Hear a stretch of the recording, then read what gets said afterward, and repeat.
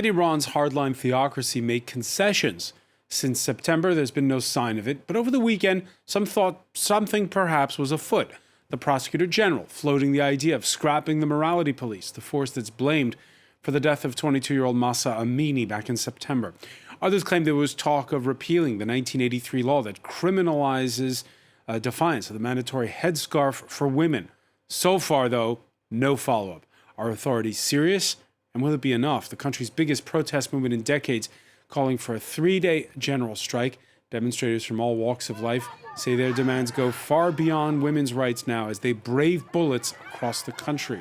Can Iran's aging supreme leader outlast this latest challenge with brute force? Can the system bend, or will it break? We'll compare the current spiral to what the regime has seen off so many times before. Today in the France 24 debate, we're asking if there's room for compromise in Iran. And joining us from Washington is journalist Negar Mortazavi. Thank you for being with us here in the France 24 debate. Thanks for having me, Francois. From Philadelphia, Fatemeh Shams, professor of Persian literature at the University of Pennsylvania. You took part in the 2009 Green Movement. We'll compare then and now, perhaps a little bit later on. Welcome to the show. Thank you for having me. The France 24 debate, where you can join the conversation you have on Facebook and Twitter, hashtag F24debate. Yeah, no talk of compromise or disbanding the morality police from Iran's Revolutionary Guards this Monday. Their message at the outset of a 3-day general strike is pretty clear. Security forces, they say, will show no mercy towards, quote, rioters, thugs, and terrorists.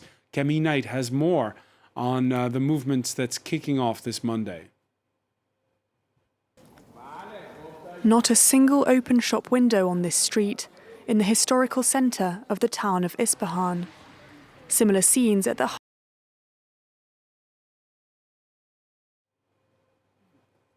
All right, we seem to have an issue with that report. Apologies for that.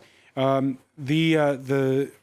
what our correspondent was saying, Negar Mortazavi, the general strike, it's hit and miss for this Monday, but they're anticipating there could be much more on Tuesday when demonstrations have been called.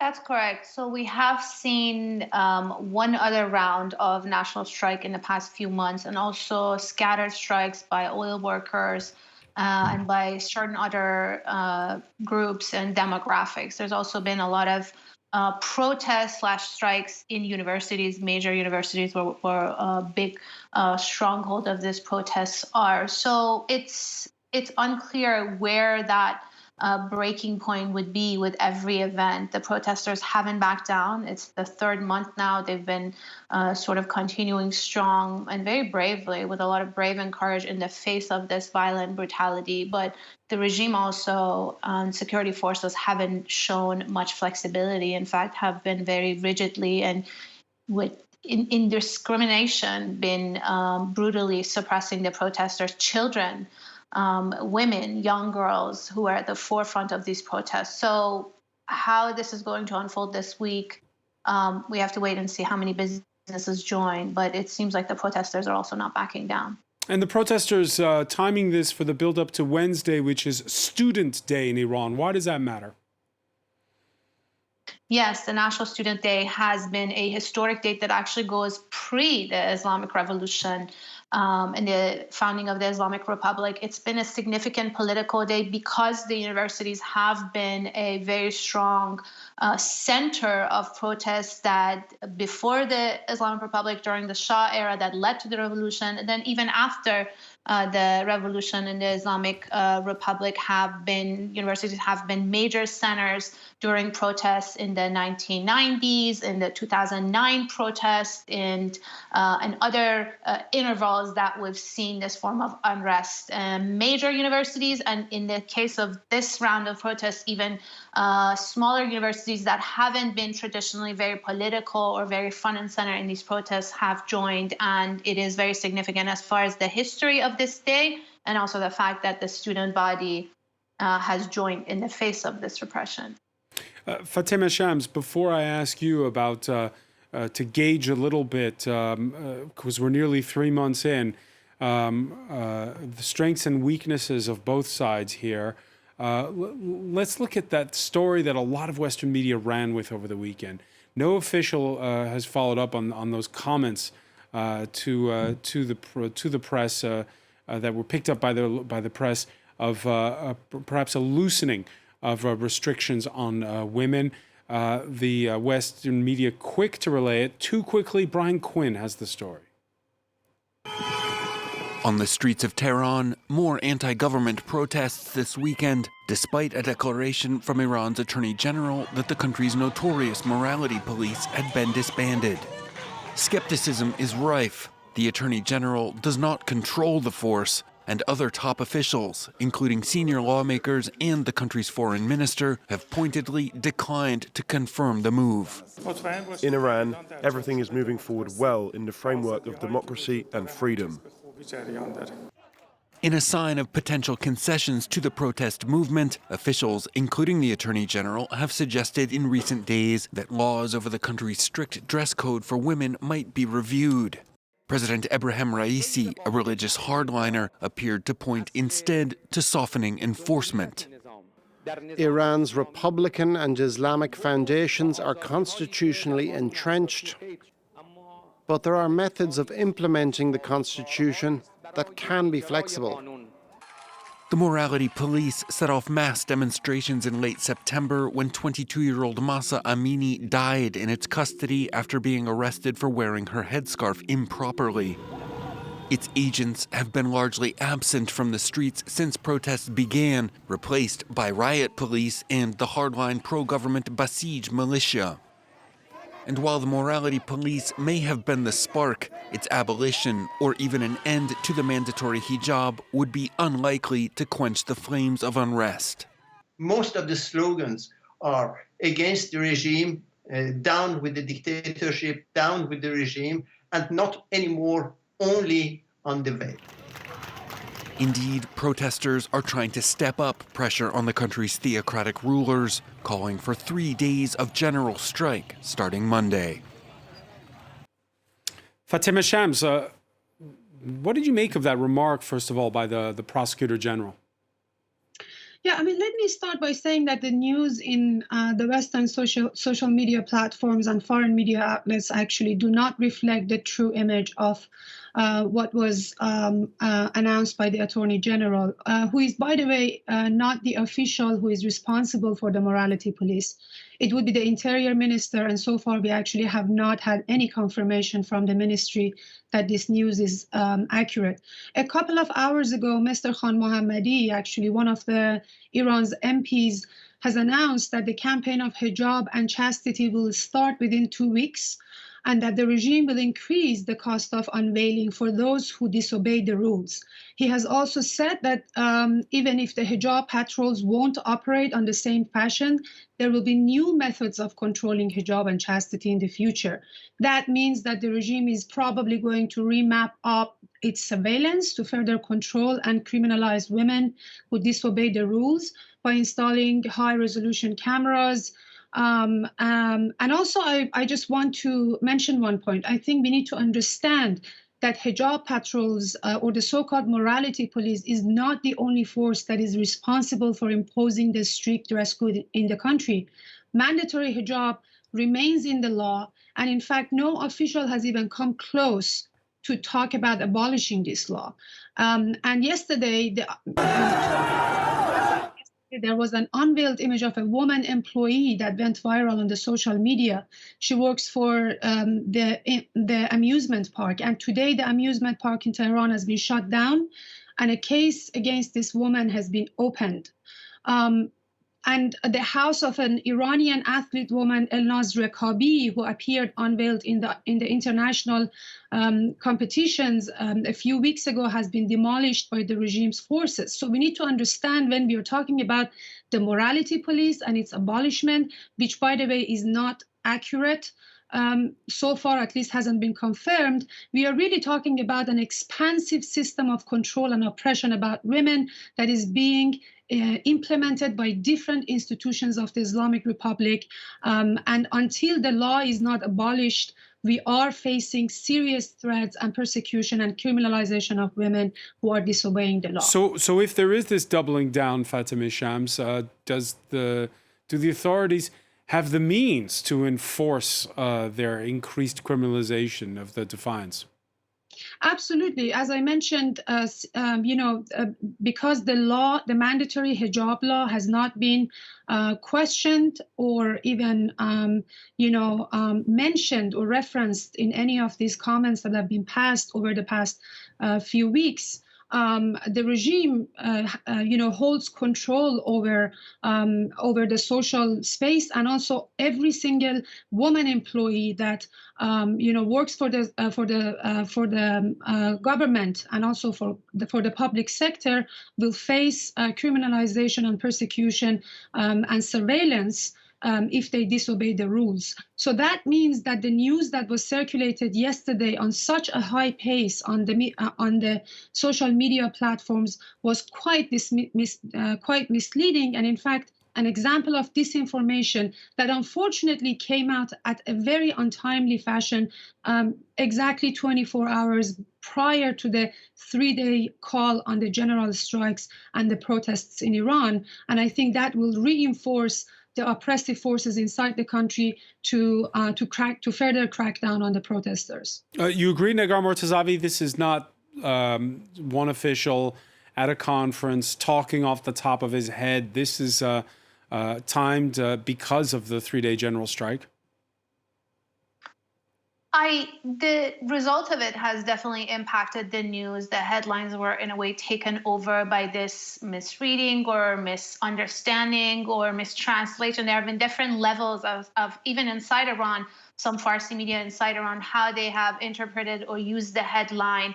Whether the official meant for this to be that way, possibly, I don't know the intention, but it definitely had that result. And it also, I want to say, it's a testament to how the Islamic Republic, the government, does not give access to foreign media outlets like your outlet, Francois, and many others here in the US, particularly. Journalists are banned from traveling to foreign journalists to the country. The ones that are underground have very limited access to officials, to where they can go, their mobility, what they can cover, especially during protests. So it becomes this subject that many of us have to observe and have to cover from a distance that creates these kinds of problems and complexities, for sure.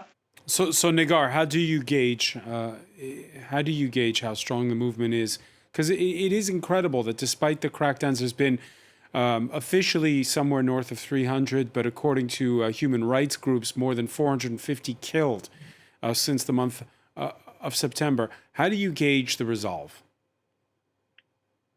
Well, it's been an incredible movement and in a way a culmination of past mass protests we saw in 2009, more of a political leaning led by the middle class, some political parties. In 2019, it was heavy on working class based on an economic or sparked by an economic issue, a hike in fuel prices. And this time, at the core of it is this feminist uprising, this feminist revolution, women, young girls leading, but also an intersectional community of protesters joining and in a way bringing all of these grievances over the years together. But we have to also remember that this is being met with brutal violence by security forces, as you said, human rights organizations documenting not only hundreds killed, but thousands arrested. Many of these detainees will be handed very harsh sentences, as we've seen in the past. Already some death sentences, executions have been handed to detainees, and also the repression is even stronger in some ethnic areas along Iran's borders, in the Kurdish area where Mahsa Amini was from, in the Baluchistan. So it's this push and pull from the protesters and from the state that has shown the capacity and the will to use a lot of violence to suppress these protests in the past. I don't know how it will turn out this time. For me, it's still too early to speculate because the protesters continue to show a lot of bravery and courage. A lot of bravery and courage. You mentioned the fact that they've been targeting minorities, in particular, like you said, the Kurds. Nearly 3 months in, neighboring Iraq has now announced it's deploying forces to its border with Iran and Turkey. It's taken a while, Fatemeh Shams, but there's been all these cross-border bombings by Iran into the Kurdish part of northern Iraq, and now we're getting the announcement of a reaction. Your thoughts on whether Iran will continue unperturbed in that, in the Iranian authorities will continue unperturbed in cracking down, particularly in the Kurdish area and in the southeastern Sistan-Baluchistan region? Yes, and let me first, have a follow-up point on what Ms. Mortazavi said about how the social media platforms in the West don't have their representative in Iran, and then they don't have access to the news. I disagree with that. Although, I understand that there are limitations for the foreign correspondents to be on the ground, but what we have seen in the past 11 weeks. Unfortunately, have been that sometimes, major media platforms have rushed to simply just directly translate what the official media platforms in Iran that are directly tied with the IRGC and with the government have published. I give you an example which is related to your question about cracking down on Sistan, Baluchistan, and the Kurdish areas. Back at the beginning of these protest movements on September 30th, when there was a massacre in Sistan, Baluchistan, major media platforms in the United States and also in Europe rushed to translate what the Iranian official news agencies released as by blaming this massacre on separatist groups in Sistan, Baluchistan, which also created a lot of misunderstanding and misconceptions about what was happening in Iran. So part of the reason that the Iranian government actually has been able to continue to brutally crack down on Sistan, Baluchistan, on Kurdish provinces, and also violating the Iranian and Iraqi borders has been the problematic coverage of the news by the mainstream media platforms in the West. And I think as long as this continues based on these kind of excuses that because we don't have people on the ground, that's why the news is being covered incomplete or distorted, the regime continues to crack down on those areas, especially because those people do not have access to internet and do not have access to safe ways of uploading videos and and posting updates about the protest and about the crackdowns. Part of the reason that we see more victims and more, the number of the death that is being escalating, and also the wide mass arrests of the political activists and the protesters in Kurdish areas is particularly because of the lack of coverage in those areas. So many Baluchis have been actually executed. Over 40 of them have been executed, in fact, over the past couple of weeks. There is no headline about these killings. But we see that when one single official says something about abolishing the morality police, which is not even true, gets such a wide coverage in the Western media platform. So I think in order to change what the regime's behavior, we also have to think about alternative ways of covering the news in a way that is more fair and empathetic to the protesters rather than the regime. More informed. Fatemeh Shams, let me play the devil's advocate here for a moment. The violence of the crackdown. If you think back to 2009, when what people were chanting was "Where's my vote?" This time they're challenging the entire system. Is it not going to always be extremely violent, the response, a regime that feels like it's fighting for its survival? Yes, absolutely. The regime is going to fight for its survival until the last minute. And in fact, this time is going to be more bloody, and as it has been.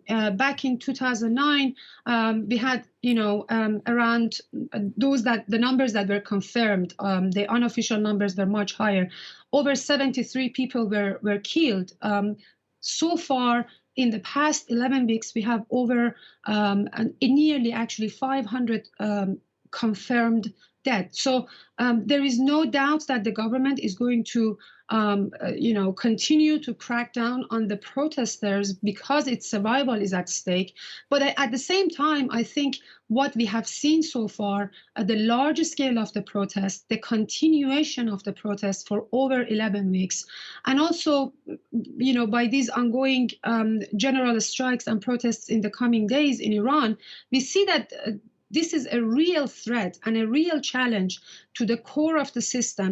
And in fact, the gesture that came from the general attorney yesterday shows that the government is actually threatened. It feels threatened, and it probably will offer concessions in the coming days. But we have to also remember that back in 1979, when Mohammad Reza Shah Pahlavi's government started to offer concessions to the revolutionaries, prior to the victory of the revolution, it was too late. And I also believe that the way that the protesters feel about these kind of concessions is that it's too late, and that their demands at this point have gone much beyond abolishing the morality police.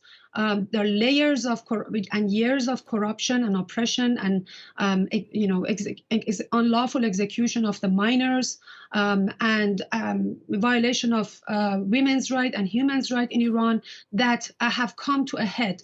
And at this point, I think the Iranian regime, if they want to survive, they really have to transform into something that has nothing to do with the regime that we are seeing today on the ground. And I don't see that happening precisely because of the way that they're responding to the general strike. Today, Mr. Ejei, the chief of the judiciary's chief, actually has warned the protesters and those who have endorsed the general strikes that there's going to be more crackdown, and there are people who have encouraged and endorsed the strikes will be identified and persecuted. And until we have this kind of response from the government, I don't think that the concessions are going to help, calming down the protests in the future. But you do think there are going to be concessions? We have to see. I mean, so far, as I mentioned, I don't see what yesterday the general attorney have said as any form of concession, because it has not been confirmed by any official who is in fact directly responsible for the morality police. And also with ways in which they're responding to the general strikes, with having over 18,000 protesters in the prison. Over 50 of them have received death sentences. And in fact, Mr. Ejei today has said that those who have been sentenced to death will be executed soon.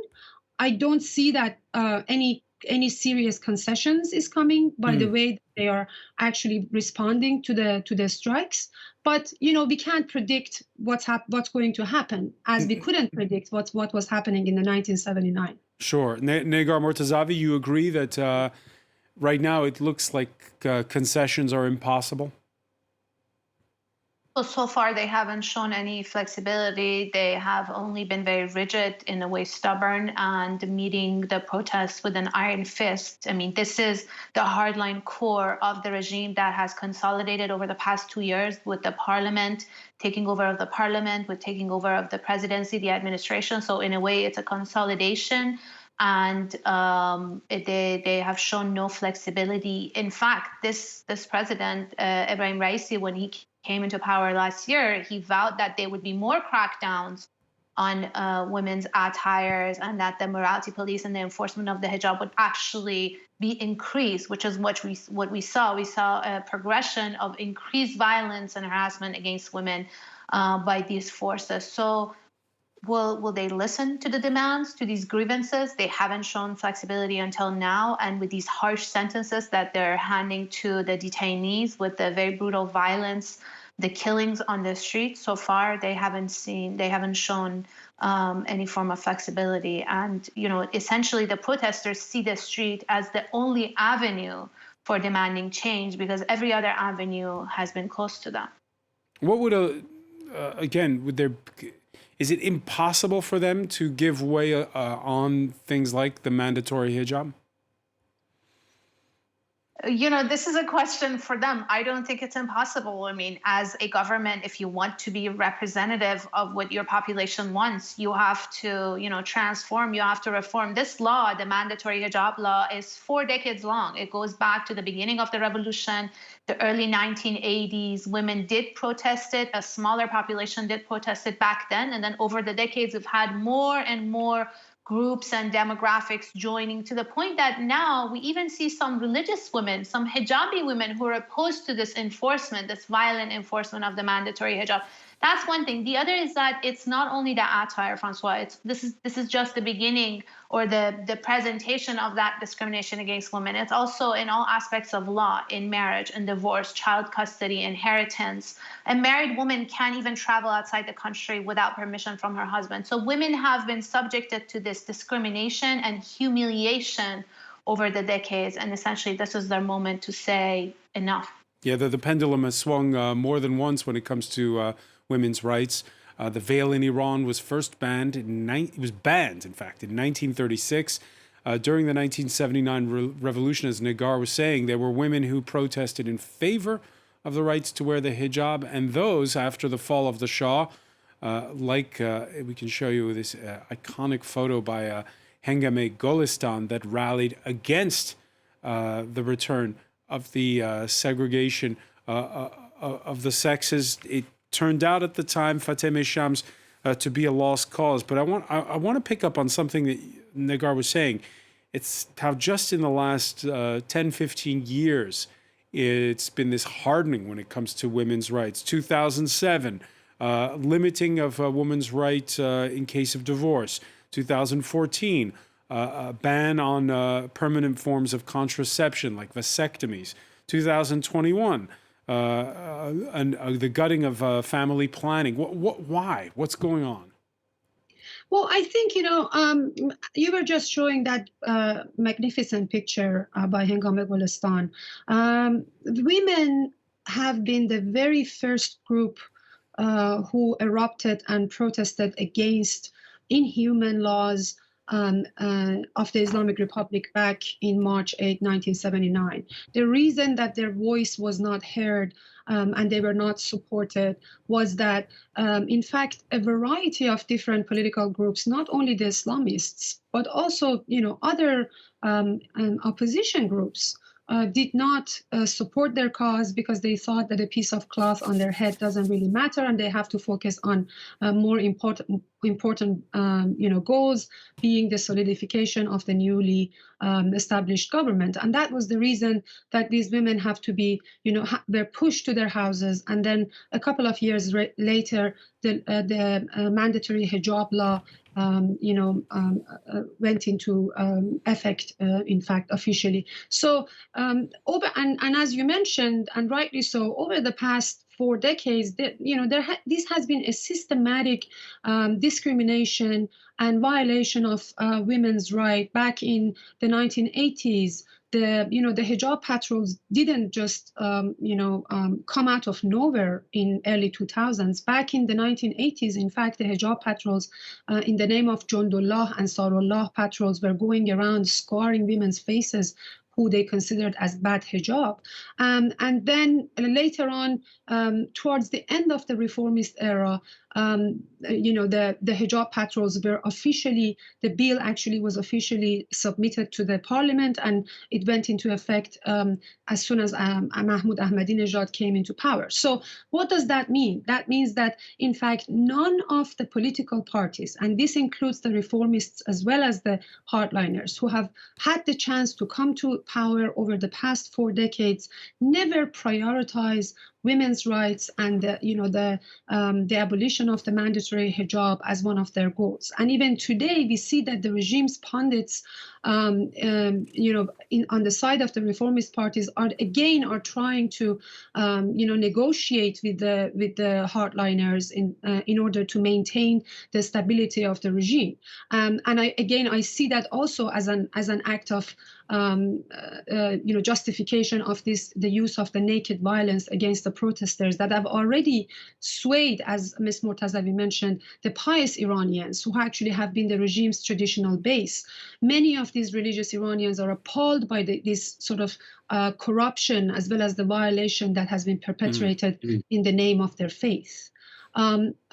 So yeah, I think that what you mentioned and what has been happening for the past 4 decades, it's really the example of a systematic violation of Iranian of women's rights. And do I really think that the regime is going to back down and change and abolish the mandatory hijab law? I don't think so, because I think what the Iranian regime perceives, the way that they perceive the hijab law over the past 4 decades, is that they really see hijab as one of the main pillars of the Islamic Republican ideology. And if they back down on that, they know that it means the secularization of the social space, the society, and I do not think that they're ready for abolishing all those laws that you mentioned, which will naturally be the consequence of the abolishing of the hijab law. All right, a fear of this secularization. At this point, I'd like to welcome Nazanin Ansari, editor of Kayan London. Thank you for being with us here in the France 24 debate. Thank you so very much for having me on your show. We were talking just a moment ago with Fatemeh Shams and Negar Mortazavi about how there's been this hardening of the theocracy. We know that Iran has an aging 83-year-old supreme leader. And yet, at the same time, and I think the point was made by Fatemeh, to survive a regime in normal circumstances should be able to adapt. But it doesn't seem like that's the case here. Not at all. And certainly there's a disparity between what the population aspires and wants and what the regime has been able to now to give and to crack down.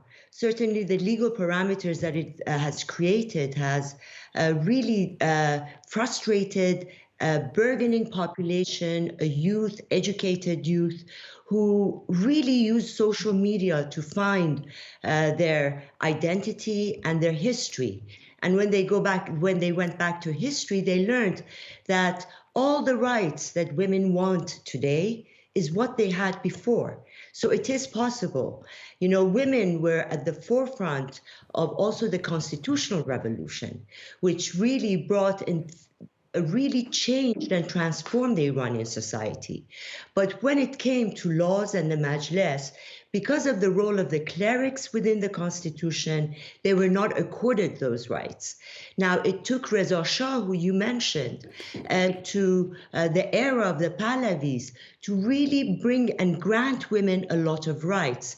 In the 1960s, women were able to vote. They entered into parliament. By 1975 and 1978, all policies that were enacted inside in Iran had to pass a gender test. Iran, for example, at that time, women had equal rights, equal pay for equal work. In the 1960s, because of the White Revolution, the schools and the education that was... But there was already the beginning of a partial rollback of that just before the Iranian Revolution, with certain women's rights, in particular, whether or not they could act on their own or have as a guardian, quote unquote, their husband or father. That came to be before the Shah was toppled. Well, you see, before the Shah was toppled, not only did we get the right for equal pay for equal work, but insurance. Even women could afford to have full insurance for part-time work. And at the time when the Equal Rights Amendment didn't exist in the United States or elsewhere, Iranian women had it. And it was because of that Iran was on the Advisory Council of the United Nations first conference on women in 1975 in Mexico, and all of the recommendations that was made in that, and it was the first time that women's rights became part of government concerns around the world. Iran implemented every single recommendation, but with 1978 revolution, overnight we lost those rights. The hijab was the last one, but overnight we lost. Women were even, I remember the revolution very well, women were being tested before getting into ministries. These are professional women going to work, and they had to, the single ones had to give tests to see whether they have been, good Muslims or not. It became to that extent. But what we do have now is a population, whereas before the rights were top down, what we have now is a population that is educated, that over 40 years, the women's rights have been at the roots of the society. And certainly when you look at those at the forefront of this movement, the Generation Z, but also the teachers, the universities. And these are the spots that really internet came, and with that information, when you look at the press laws of the Islamic Republic from the beginning, it really did not give free speech it even identified who is not allowed to have access to the press. But now with internet, those taboos and those borders and those obstacles have been broken. And that's what you see the potential on the street.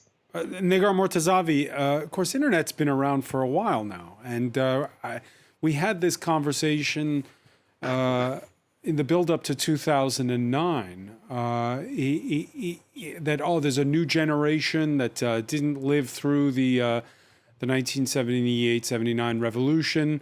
And yet, here we are, what is it, going on 15 years later? And we're still having this sort of same conversation. How long can it last is the question.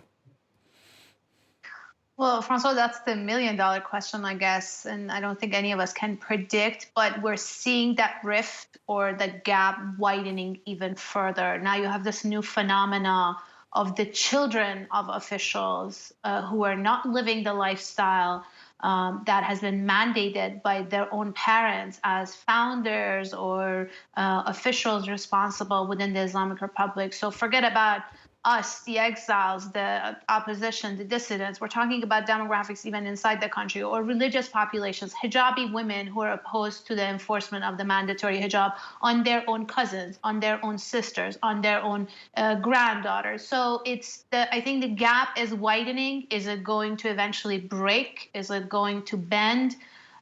That's all the million-dollar questions. But I don't think this is something that can be sustainable in the very long term. And we're just seeing that turmoil bubbling even further and further. So is it going to erupt in the form of a volcano style, or is it going to be more of an underlying bubbling of this and a bending of this rigid system? It's still unclear. But so far, again, going back to the beginning of our conversation, they haven't shown any flexibility, and it's just been this rigid iron fist response to these grievances and the protests and the dissent. Fatemi Shams, what happens when Ali Khamenei, the supreme leader, dies?